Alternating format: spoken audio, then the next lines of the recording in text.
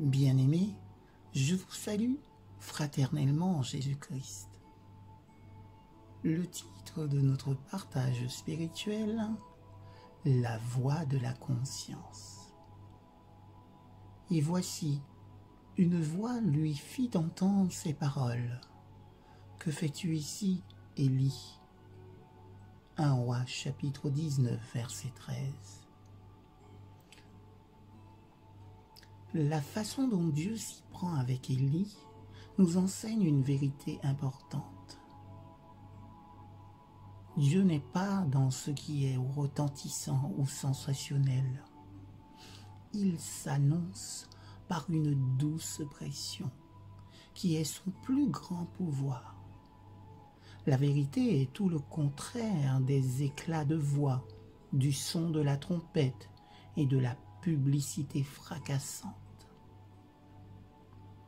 Rien ne peut atteindre nos cœurs si ce n'est le murmure doux et léger, au verset 12 de ce même chapitre du livre de Rois.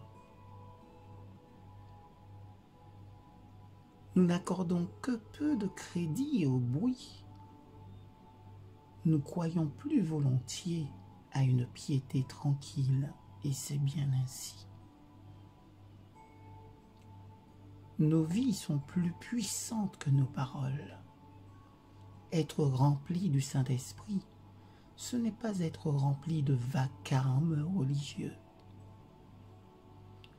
Souvenons-nous que la puissance du murmure doux et léger est plus grande que la satisfaction provoquée par la griserie religieuse.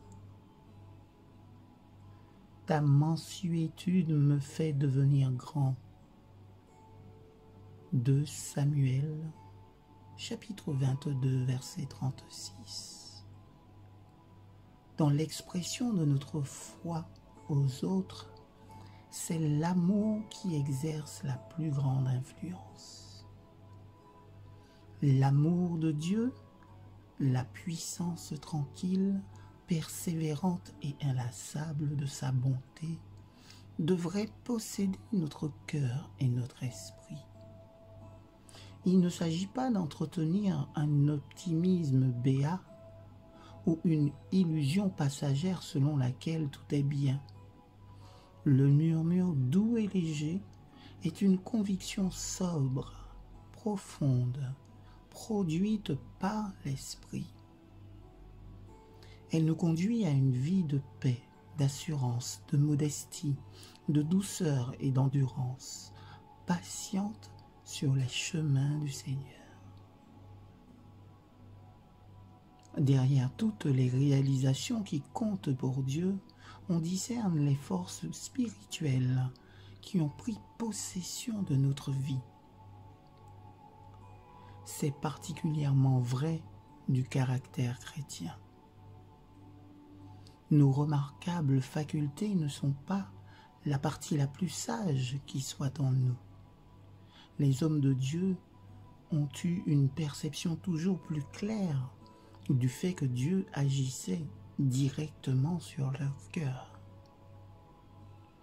La voix de Dieu les a appelés des sentiers où ils erraient pour les placer sur l'éternel chemin.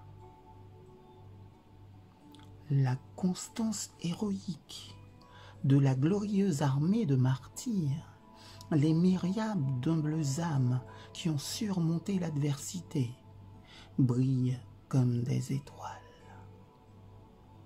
L'Esprit du Seigneur nous transforme de gloire en gloire.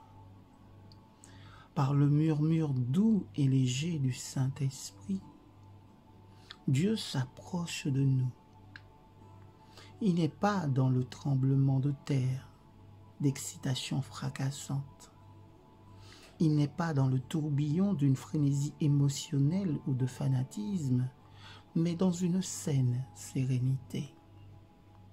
Le Saint-Esprit vient à bout de toutes nos discordances internes. Amen.